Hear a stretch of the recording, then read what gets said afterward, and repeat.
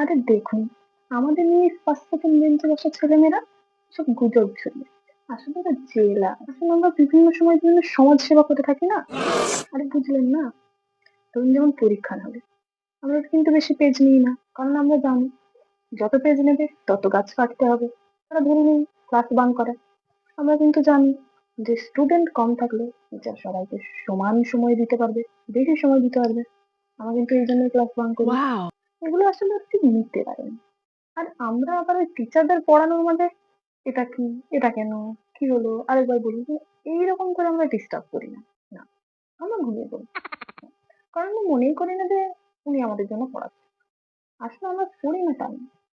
আমরা বিশ্বাস করি ভগবান যা করেন মঙ্গলের জন্যই করেন। কথায় আছে না, ডেস্টিনি।